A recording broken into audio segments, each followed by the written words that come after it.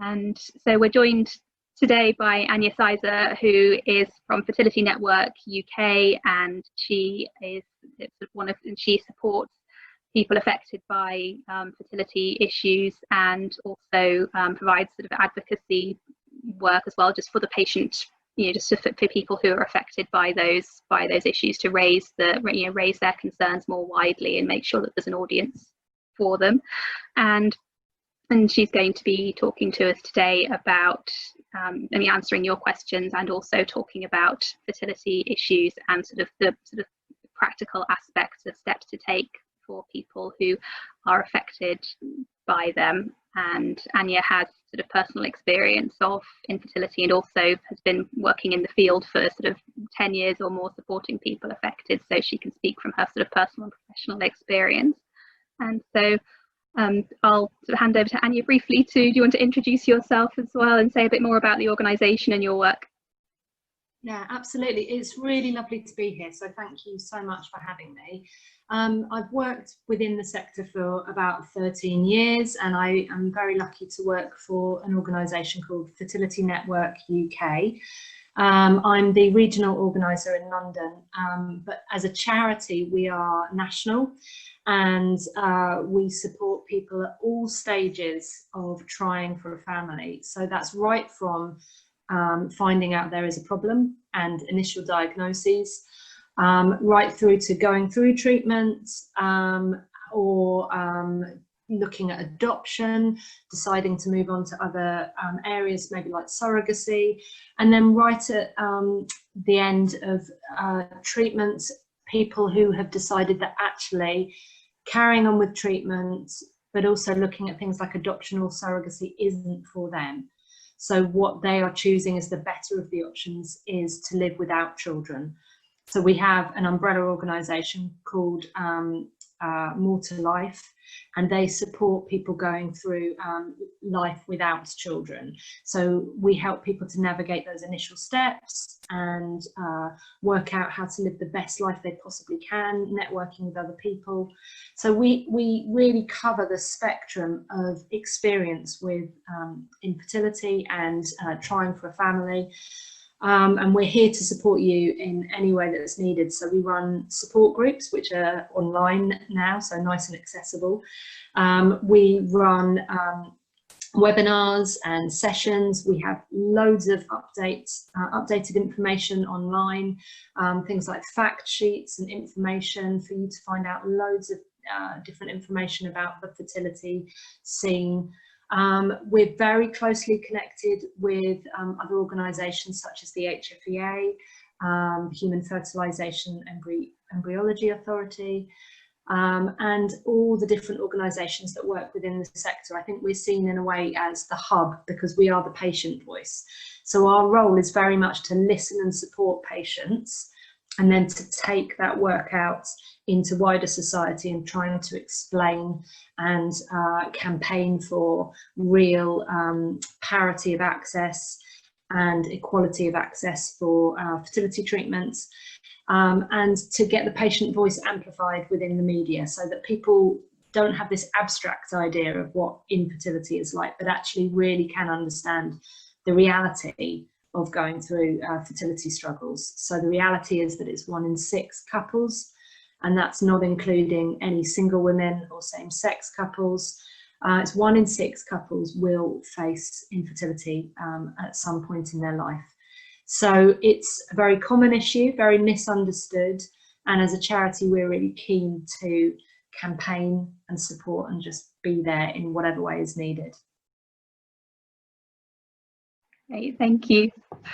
So as Alice said, we've had some questions submitted already, and sort of a big question that comes up before people start to explore their options and what steps they want to take, practically speaking. I mean, first of all, people will be hearing the news that they're going to be having treatment for their ovarian cancer that is going to affect their fertility. Either it's going to affect their ability to conceive naturally, or it's going to mean that because of the surgery that they're going to have, that they will no longer be able to conceive naturally.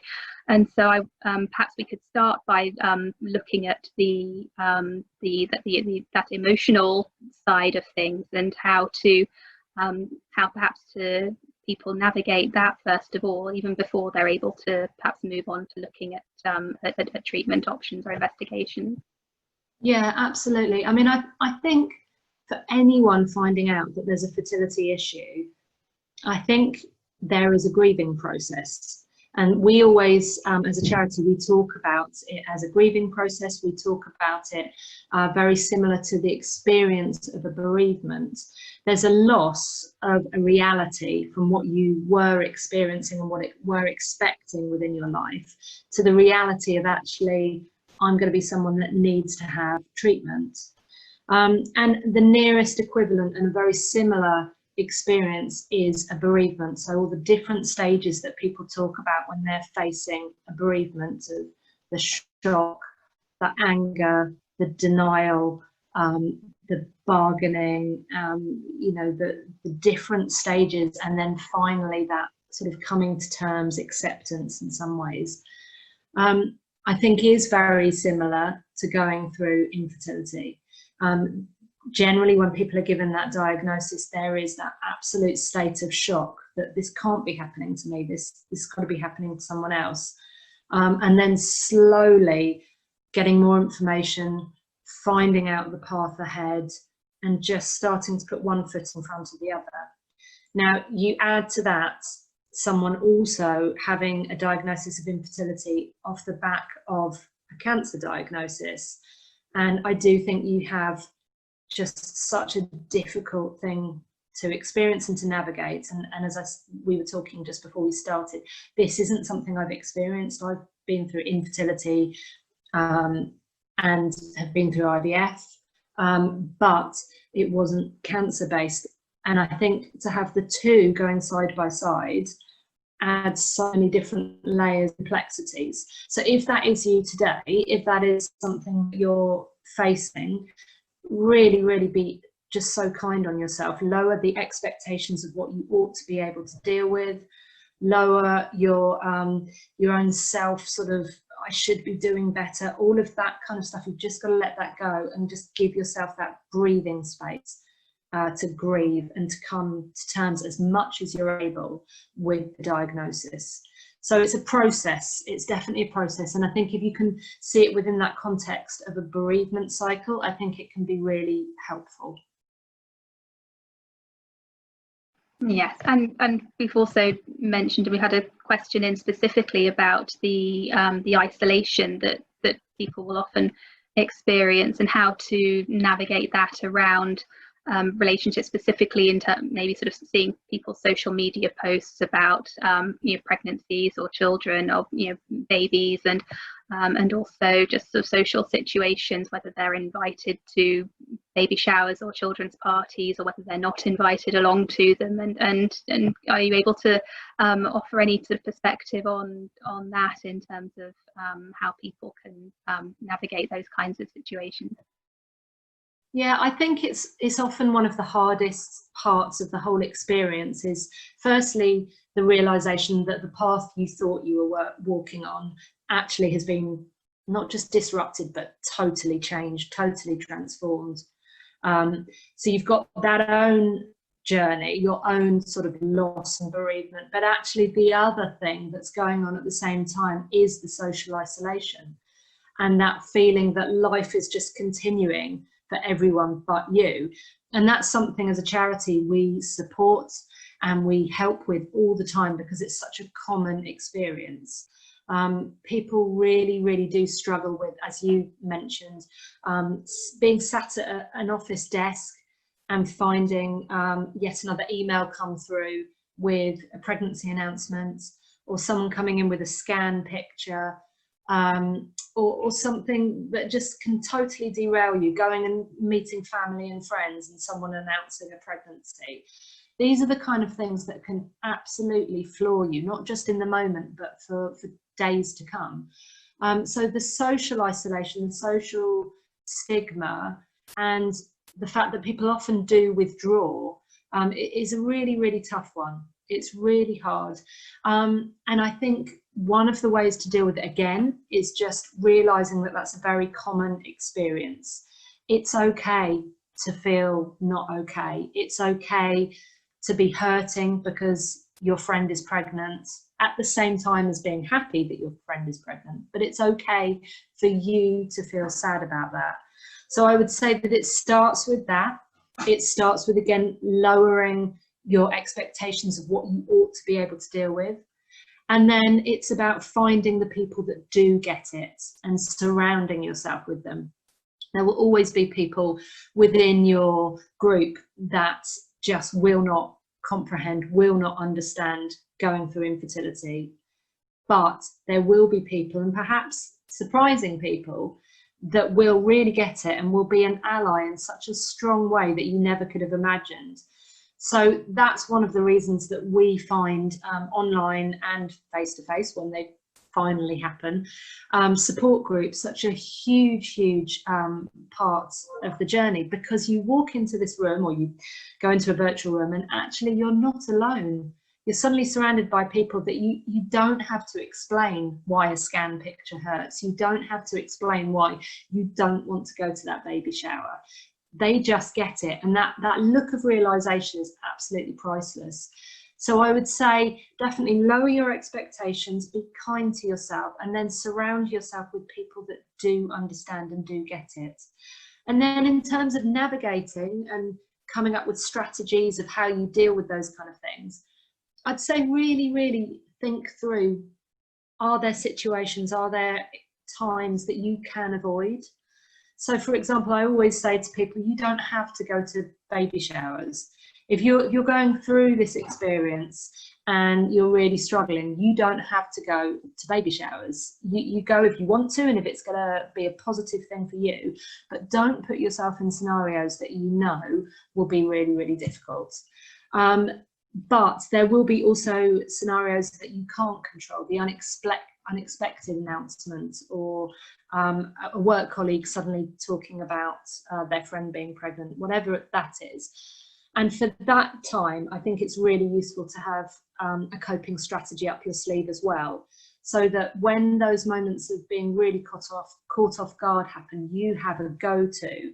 So maybe you have a friend on speed dial, or maybe you have a support group that you know you can access, or something like that, something that you don't even have to really think it through. You just think, right, the next time I'm caught off guard, I will do this. So for some people, it's having a positive mantra or a phrase in their head. For other people, it will be that person they can call, taking a deep breath, using breathing techniques or mindfulness techniques, but having that toolkit on hand that you don't have to think through, and then just being able to go to it, because you will be caught off guard. There will be times that absolutely will railroad you, as well as the ones that you can prepare for.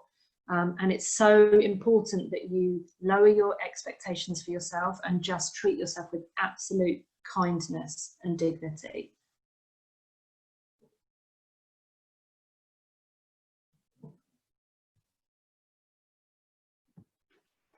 And so following on from that and coping with the emotional side of things, if somebody has received a diagnosis and potentially needs to start exploring their options or thinking about their options because their team may be wanting to get to sort of, you know, to do their surgery, so what would be the first thing for someone to do if when they get the news that their fertility is going to be affected by some treatment that they're going to be having? There should be, as soon as someone's given the diagnosis, the expectation and the guidance is very much that they should be shown the different options that are available to them. So for example, I think we're going to touch on this later, but looking perhaps at egg freezing, looking perhaps at having a full blood count, and then making some decisions from there, looking at what your fertility options are within the framework of the diagnosis. And again, going back to the emotional reality of that. That means you are fighting on two fronts, and that's really, really hard. I mean, it's hard enough navigating the news that you're going through infertility, and what does that mean without adding the cancer diagnosis to it. It's really hard. So what you want is to really ask for the professionals' help and to be saying, okay, what are my options at this stage? What am I entitled to? And what can be my next steps? So really coming up with a strategy. But the reality of that is that that does vary quite considerably from area to area. It shouldn't, and the guidance says that it shouldn't, but the reality is that it does. And so find out what is available to you, find out what the next steps are, speak to someone like Fertility Network. We can guide you through what to expect in a fertility cycle or anything like that. But it's about finding out what your specific options are, and then starting to put, again, one foot in front of the other and just walking through those stages.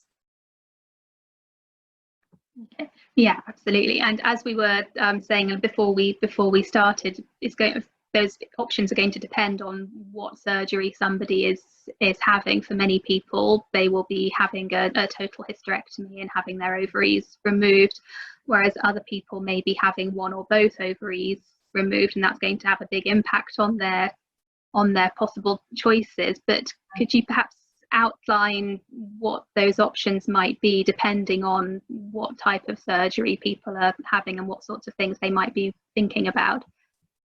So I always start any of this by saying I am not a medical expert. That's not my background at all. It's always as a patient advocate. So I will not be the best person to talk about specific medical options.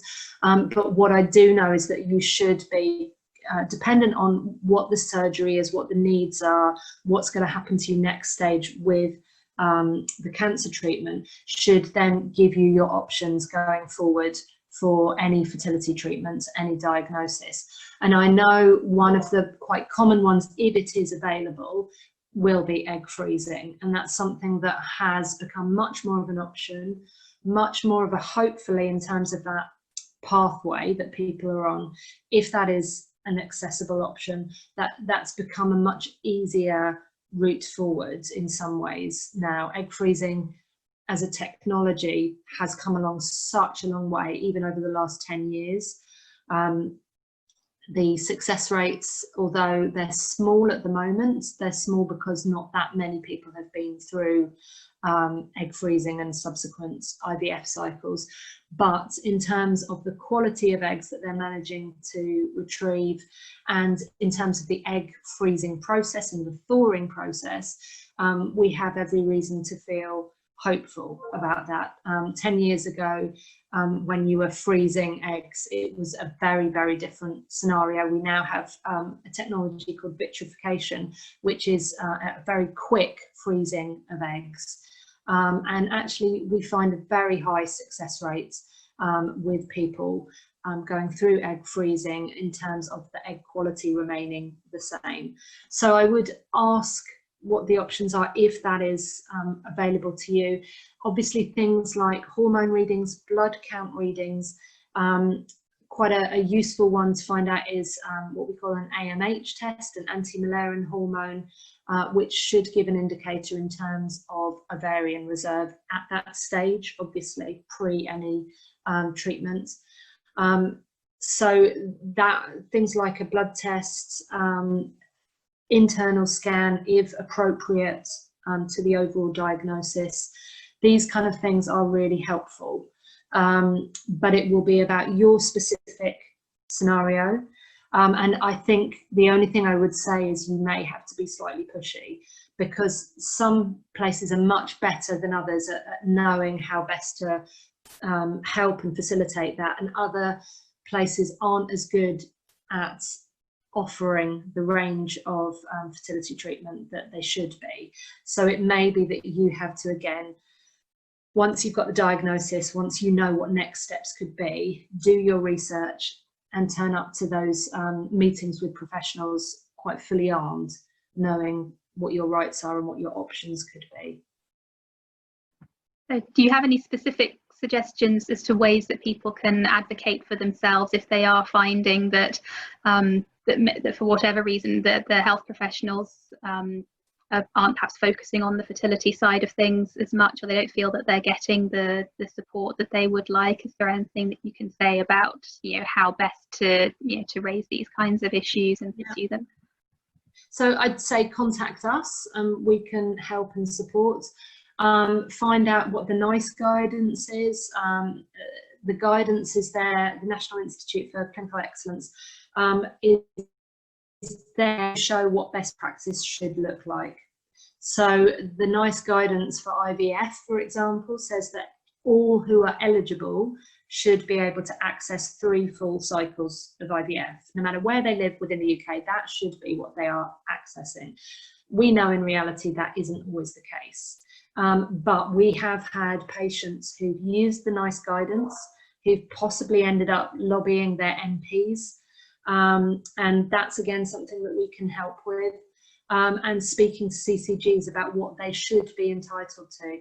And it may be that that's a route you have to go down, but I'm also very, very aware that when you're facing cancer diagnosis and fertility diagnosis, you're already fighting on so many fronts. And as I said, you know, you have the social implications of feeling sometimes ostracized, sometimes quite different. And I think for some people, it's just a stage too far. And that's the reality, is that for some people, the NHS provision may not be there because of funding in their area, and it may be that they choose or have to go privately for some of the options that might be there.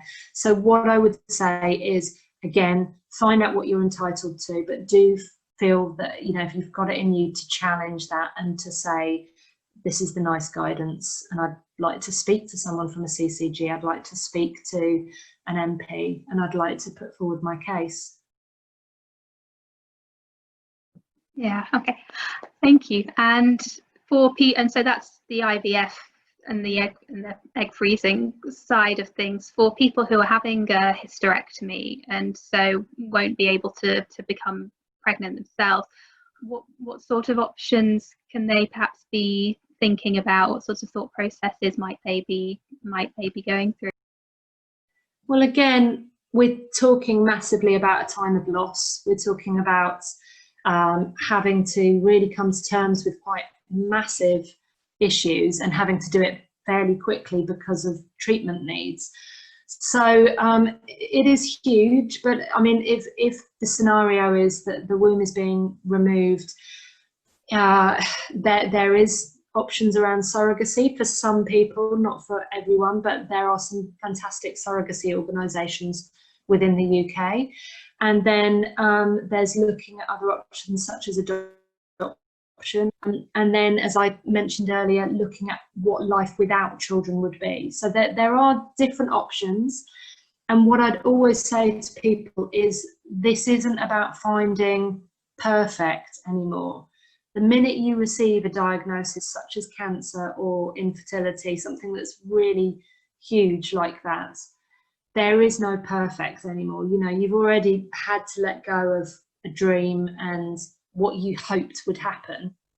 So what you want instead is, what is the better of the options for me? So which of the options is better for me as an individual, and if you're with a partner, for us as a partnership, and then just navigating that. But to put it crudely in a way, it's which of the options gives you 51%. So which of the options is just that slightly bit better than the other options. So for some people, it may well be that looking at surrogacy, looking at adoption, it's just not what they'd ever envisaged. And actually the better of the option is to think, okay, what can I imagine my life like without children, and how can I make the most of that? How can I support and bring the best out in that scenario, knowing that perfect isn't happening anymore? So I would say look into all the options. I know many patients that at this stage will do spreadsheets or pros and cons lists, and whatever works is brilliant, but you know, looking at the reality of the different options, looking at all the different practicalities of it, maybe the finances of it, and then just coming up with what is my better, what's the better of the options for me as an individual and or as a couple.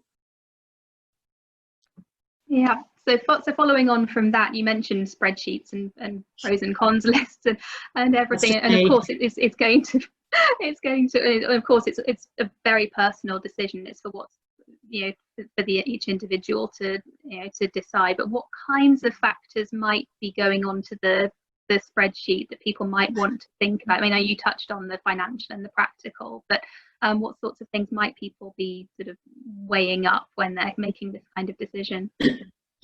So I think it has to start with what you're able to go forward with. So, you know, you've had the diagnosis, your next medical step is, so what are your options? And that's got to underpin any spreadsheets. And then with the options that you've got, it's looking at the finances of it. What are the finances involved? Looking at practicalities of it, looking at your emotional reaction to it. So for example, the drive to adopt, often for some people it's not what they want to do. They've always wanted either a biological child of their own, or not, but they don't feel able to take on a child with additional needs or with trauma or with their own issues. And so adoption is not for everyone. It's really not for everyone. It's an amazing route. It's a route we've been down. We have a little boy through adoption, but it really isn't for everyone. And so you mustn't ever feel, oh, I've got to look at that as an option. That must be my one. I do feel quite strongly about that actually the community of people that go through infertility, often they're the ones that adoption is just handed to as an option when, you know, that it just isn't for everyone. So I would look at your emotional reaction. I would do some to-dos on your spreadsheet. So how can you find out more? Who do you need to speak to? Where can you find support on these different issues? And then just start to again, one foot in front of the other, just start to make a plan, knowing that your decision doesn't have to be perfect. It has to be 51%. It has to be the better of the options. So people will look at all of these different options and have quite strong reactions to them.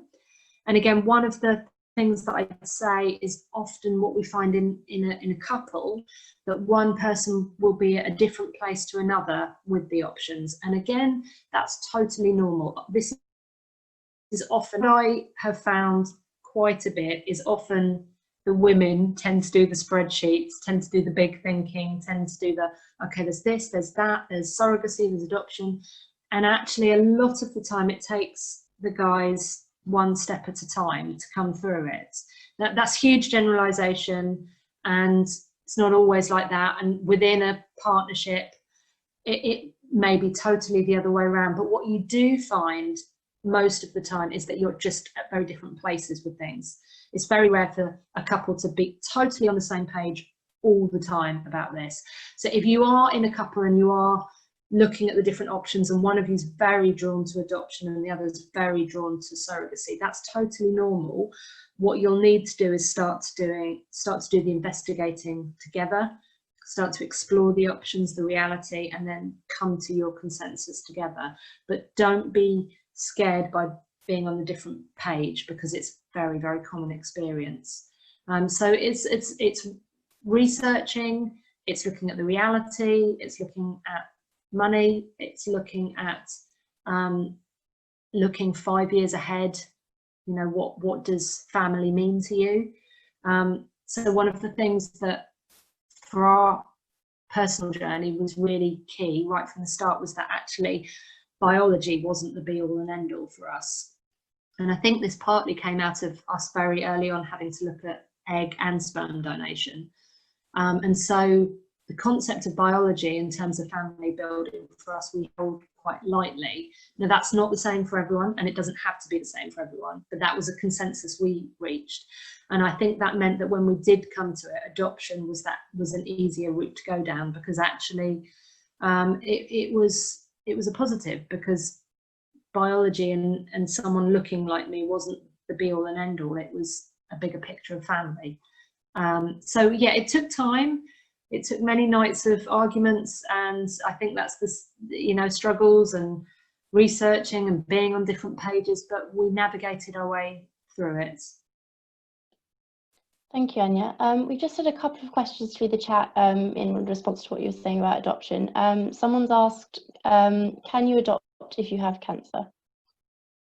Yes. So again, things vary very much from place to place. Part of the adoption process is that you have to have a full medical, and so you have to be fit and well and healthy. But that doesn't mean that if you previously had cancer, that would definitely discriminate you against being able to adopt. However, again, the reality on the ground is that different agencies, different areas have slightly different feelings about this. And in the same way that other agencies are much stronger on whether you're a smoker or not a smoker, these kind of things. Agencies have their own framework of what they want their adoptive parents to look like. But again, best practice is no, as long as you are fit and healthy now, that you should be allowed to adopt. Okay, thank you. And then another question we had, which was, I think, in response to what you were speaking about earlier with some of the social aspects. Someone's asked, how can I cope with pregnant women at my yoga class? Oh, I just want to hug whoever sent that in. It's really, really, really hard. And it's really hard trying to be happy for everyone. And at a blooming yoga class as well, you sort of want it to be your safe space and your sanctuary. So to then be up against that is really hard. So I'm sorry that anyone's facing that. It's tough. I would say possibly find another yoga class. If it's really triggering you, and if you are there in a place that's meant to be about relaxing and about your time, if you're being confronted with a trigger, I would potentially look at changing classes. And I say that because I don't think it's up to you to just be able to move on with this. You know, you'll have some people saying to you, oh no, you should be able to deal with that. You're going to find pregnant people everywhere and, you know, just deal with it. But actually, I don't think that's true. In the same way that I don't feel you need to go to a baby shower, if you are being constantly confronted with something that is a trigger, I would say don't put yourself in that scenario, especially something like yoga, which really is meant to be your sanctuary and your place of safety. If it's not feeling that, then find somewhere else. Do not beat yourself up about it. There is absolutely, you know, you walk into any support group that we run throughout the UK, and you will hear people saying exactly that, there are just some scenarios that are too hard and I can't do it, and that is okay. It's totally fine. Thank you. Looking at the chat and the questions that are coming in, I think people would perhaps like to hear some more about the adoption aspect of things in particular, and perhaps you could talk through a little bit about what to expect from the process, and perhaps what somebody starting out would, you know, those questions, you know, what you wish you had known when you were starting out, those kinds of questions. Perhaps you could sort of share something from you know, in terms of your experience of supporting people, and also from your own experience, as far as you would like to. Yeah, sure. I think, again, it goes back to the fact that adoption isn't for everyone, and it is often just thrown out of, oh, look, I'm really sorry you're going through fertility issues, but don't worry, you can just adopt. And what I always preface that with is that there is no just in adoption. It's a big process. It's a difficult process in terms of, you know, form filling and social work visits and intrusion and all of those kind of things. But actually, that's not the harder bit. The harder bit is that you are being asked to take on a child with additional needs and with a level of trauma. That prefaced, I would still say that I am massively someone that would say adoption is a wonderful thing to do if you can, with the right support, with the right care for you as individuals and as a family. It's an amazing way to build a family. And hand on heart, he is no different to our other children. We have 2 children from IVF, and our adopted child is absolutely no difference in terms of how we feel about him. We love him equally. But I would say that there have been complexities around adoption and about adopting a child with additional needs that we weren't prepared for. So if I was right at the start of the process, and if I was someone starting to think through, again, I think I would do tons of research. There's some amazing online webinars at the moment through Adoption UK and through another organisation called Home for Good, which is more church-based, but it is still a very good adoption charity. And they're both doing these great webinars about people who are just tentatively looking at adoption. So it's a great way, especially now they're not asking you to drive somewhere, go into a room and be seen. They're actually nice and anonymous. You go in online and you can ask anonymous questions. I think they're a brilliant way. And one of the really encouraging things that Adoption UK have said is that actually during lockdown, their inquiries about adoption and their inquiries about this as a way to become a family have increased hugely. And actually I'm really encouraged by that, because I think maybe that's about people starting to think, yeah, this could be a really positive option. The actual process of adoption is, well, certainly compared to fertility treatment, is relatively simple in some ways. It's about 8 months all in all. We're looking 8 months to a year, hopefully, before you would be placed with a child, hopefully. It involves social work visits, a full medical, and a process where they are making sure that you are robust enough to become adoptive parents and that you have the support in place. So I would do the research. I would definitely join up one of those webinars, find out more. I would read books on the reality of adoption, and I would speak to adoptive parents. What I would do tentatively is look at the message boards, because as we know with most subjects, you don't tend to write on a message board when things are going pretty well and they're okay. You tend to write on a message board when it's either absolutely dire or there's really good news. So what the message board won't show you is that actually the reality of adoption is it's a child with hugely complex needs a lot of the time, but actually it's just a family, and you know, you're muddling through and you have difficult days and great days, but people don't tend to write about that. So hold the message boards slightly lightly. I would try and grab hold of someone who's been through adoption and is willing to talk about it, and I definitely would sign up to the webinars.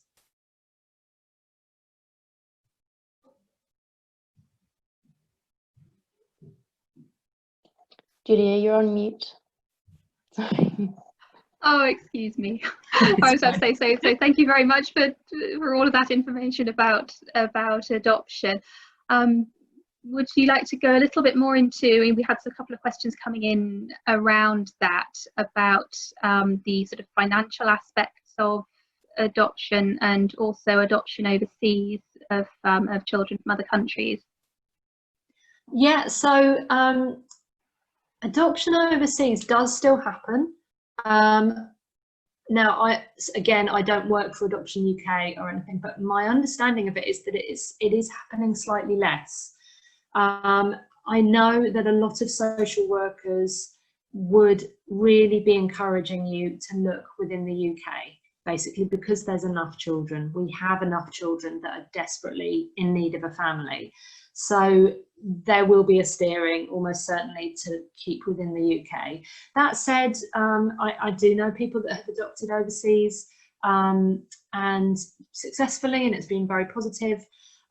In terms of finances, there shouldn't be any financial outlay to adoption. Within the UK, it's free. And actually, hopefully the other side that you have adopted you should be entitled to some degree of financial support from something called the Adoption Support Fund.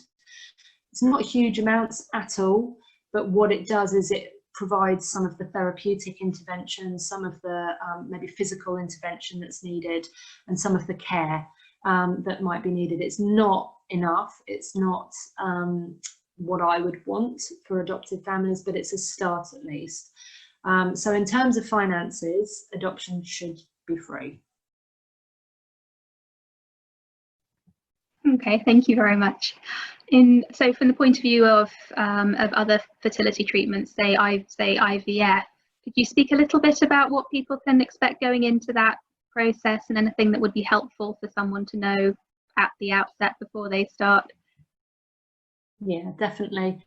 Funnily enough, I've just come off a webinar that Fertility Network were doing. We've been doing a series called Fertility in the Arts, and I've just been speaking just before you to an amazing playwright called Gareth Farr about a play that he wrote called The Quiet House, which was about the process of going through infertility and IVF. And one of the things that we both said during that talk was, what I loved about the play was that it really, really lifted the lid on the reality of IVF. I think IVF is talked about much more openly these days, and it's much more common dinner party conversation, or it is more known about.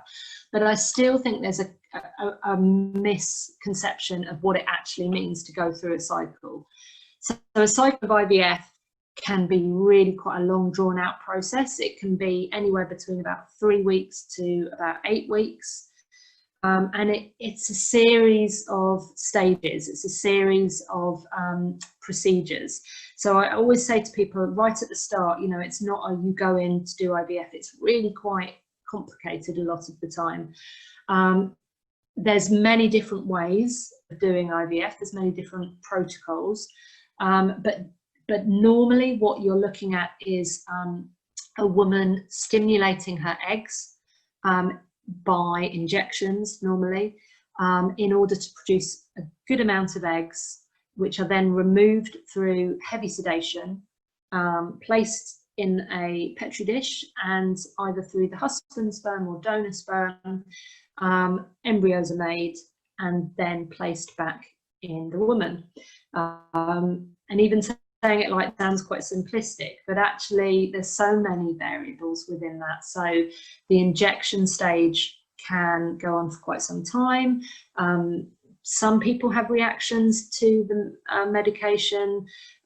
Some people actually find that bit okay, but there's a lot of monitoring during that time of how are the ovaries developing, how's the eggs developing. And I think that's one of the hardest things with going through a cycle is the constant need to check how someone's doing, that everything's going as it should do. And then, hopefully getting a few good quality eggs, and then hopefully getting a few good quality embryos, then implanting it, and then hopefully after 2 weeks achieving a pregnancy. That's an IVF cycle in general. But one thing that I said, I worked in a fertility clinic for 7 years, and there's just no such thing as a normal cycle. You do occasionally get really quite simple ones where someone comes in, everything goes as we'd hope it would go, and then they're pregnant first cycle, but that can be quite unusual as well. So I would say right at the start, if you're just about to start an IVF journey, I would say take a deep breath and know that generally if you can see it as a course of treatment and a process rather than a one-off, I think that gives you a little bit of breathing space. And then know that the curves one way or the other and changes and diversions are totally normal, and that's okay. That one cycle can differ massively to another, even in the same couple. So there's a lot of variables, a lot of ups and downs. That's why it's often referred to as a roller coaster, which is hugely annoying because roller coasters are a lot more fun and a lot cheaper. But IVF is a process, and it's a series of things that you have to go through.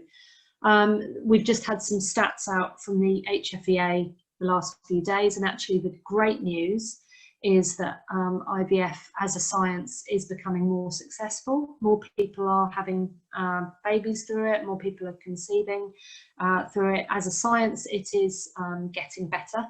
But unfortunately, the reality as well is that the provision of IVF on the NHS is decreasing, certainly within England. So you have a bit of a mixed blessing going on at the moment, and that's something we as a charity have campaigned for and will keep campaigning for. So I could talk about IVF for weeks. I can be very boring about it, I'm afraid. But I would always say to people at the start of an IVF cycle, deep breath, do your research, but then throw the research away in a way, and just know that, you know, your body is your body. You're not a statistic. You're not an umbrella statistic. Your body will react in the way that it reacts, and you do your best, and you go to the meetings, and you have the scans, and you eat healthily, and all of those things. But at the end of the day, there is a bit of a letting go with IVF and seeing what happens, and that's hard. That's hard. Yeah, absolutely. Thank you. And also, you know, you talked at the very beginning that as at your organisation, you support people if they decide ultimately that they are going to not have children, either through adoption or fertility treatment, or they decide that the most appropriate option for them is to adjust to life without children. And I wonder if you could perhaps say a bit more about that, and what the sort of the process that people go through when they're making that adjustment, and what support or resources are helpful for people in that situation. I think that this is going to be an area which only increases over the next few years, decades. I think there will be increasingly people who, for many reasons, don't end up having families. We're finding our partners later on in life. Fertility issues are increasing, all of these kind of things. So there will be an increasing group of men and women that actually find themselves without children for one reason or another. Now, if this is you, I think, again, it's knowing that you're not on your own. It feels like, again, a massive grief process. It feels very overwhelming. It's not where you wanted to be for most people, but I really do want to say that actually you can find a pathway through it. You really, really can. One of my closest friends, Jessica Hepburn, has written about this extensively, and there's many other women, Jodie Day, who are very open about the experience of, well, going through treatments and then not having a child at the end of it, but having a full life. So I would say it's a process, if that's where you find yourself, of giving yourself space and time, probably with therapy or a counsellor or really good mates, generally a mixture of all of those, to come to terms with it, and then to reimagine what you want your life to look like and what it could look like, and then just finding that support to do so. So getting involved with More to Life, finding that new tribe of people that really do get and understand what it's like. And again, just being full of self-compassion going forward, because actually you can come to terms with it and then still a few years later be, you know, really thrown by the announcement that someone's about to be a grandparent, for example. So there's different stages of life that are affected differently with all of these things. And that's okay. It's okay in the same way that when you lose a partner, you go through that initial grieving process, but actually something can throw you in a few years' time in a way that you weren't expecting. It's part of grief. So it's not that you haven't dealt with it, it's that actually it's a process. And so it's about really finding a new way to shape your life and finding a new path. And the people that I know that are living like that and are involved with More to Life, they are people living a really full life, a really positive, hope-filled, important life. And they're people that I admire massively.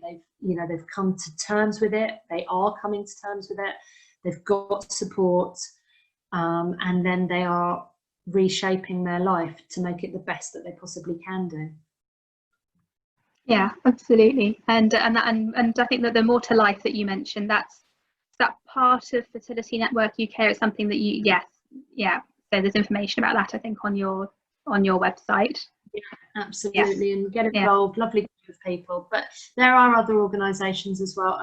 Dovecote and Jodie Day's work, and some of the work that Jessica Hepburn's doing. There's people out there being more and more vocal about this, because we are not alone, and people will be finding this is their life. And so let's form a tribe, and let's support and encourage each other. Yeah, and of course, for people who have a cancer diagnosis as well, in terms of looking to the future, it's not, there's the aspect of the family, but also the, looking at their, that their future has been altered in other ways as well, in terms of their, how they perhaps expected things to be happening for them. And I think we can look into offering another webinar or another session at some point, looking at the sort of the wider issues of how future plans are affected by a diagnosis, both in terms of plans for a family and other aspects as well.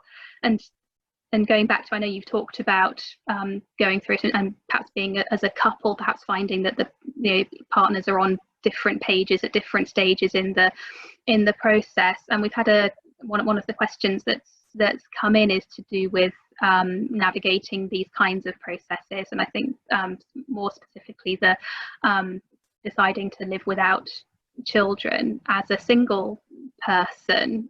From your experience of supporting people through this, can you say something about how the experience of doing these things as a person, not in a partnership, is perhaps how people navigate that situation when they're not with a partner? Yeah, I mean, when I worked at the clinic previously, about a third of our patient demographic were single women. Amazing women, and again, some of the media myths around this are just nonsense. That they've been choosing a career first, and almost that they've put their family on hold, and it's just not true. I've seen that so rarely.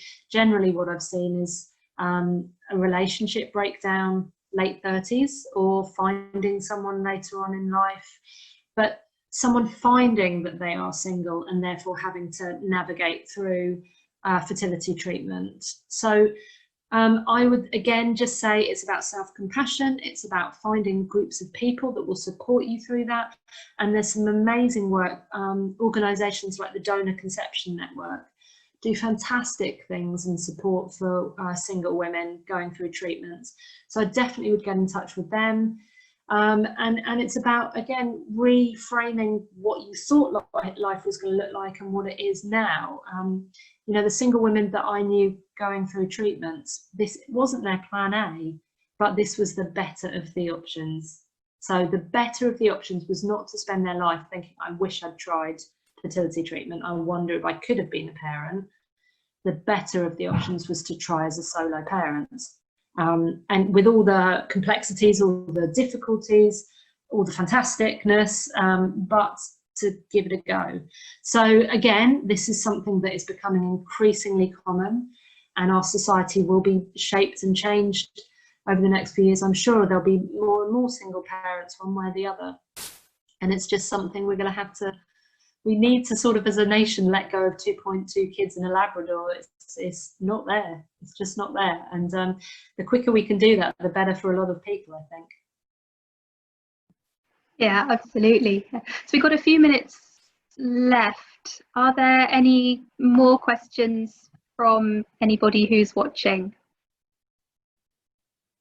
And perhaps just and I realise we're a bit pressed for time, but would you like to say a little bit about the funding options that people can look at if they're considering fertility treatment, and perhaps where they might go for more information about them? Yeah, I mean, I think treatment after diagnosis of cancer is slightly different, because again, there should be a greater urgency to provide treatment. Again, I would urge you to look at the NICE guidance. I would urge you to check what your local area is providing, and to see where possible where the NHS can be helping you. Fertility treatment in the private sector is costly, is really costly. We're talking around £5,000 to £8,000 per cycle, and generally most people need to do a couple, 2 or 3 cycles. So if you can have that at the back of your mind, if you can get any NHS provision, I think much better. But it's about building your case. If you have to, fighting for that to be listened to, use the GP, get the advice that you need. But yeah, just check what your regional options are.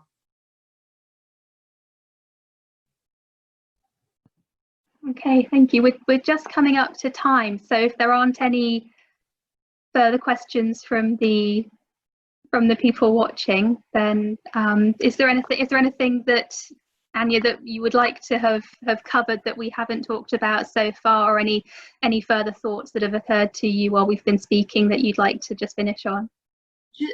Please, just to say, as I said to you before we started, let this be the start of conversation with us as a charity. We're here to support you.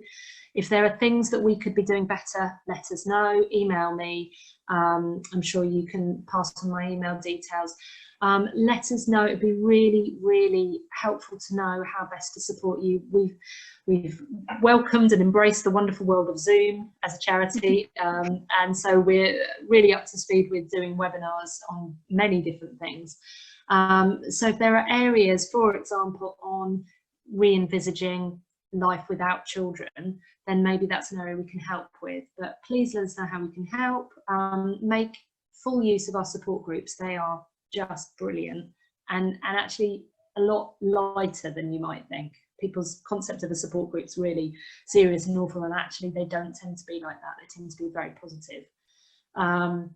So just let us know how we can help, and it's been an absolute privilege to be here today.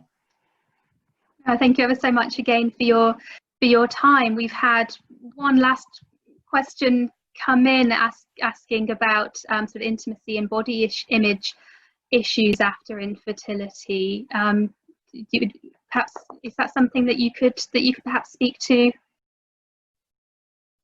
Yeah, I mean, we could do a lot longer session on that kind of thing, but just to say, it's almost inevitable, because so much of infertility is about something being done to you and a lack of control. So it's almost inevitable that the body will react with that. So again, it's about the mind-body connection of self-compassion. It's about building yourself up as a process. And it's about nurturing yourself, but it's a very, very common issue, so not surprised at all.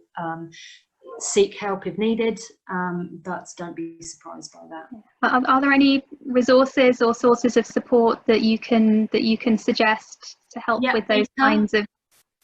So the British Infertility Counselling Authority, is it authority or association? My brain has gone at this time of Beaker. Google Beaker, I will send you the link. And they're an amazing counselling organisation specifically for infertility. So I would get in touch with them.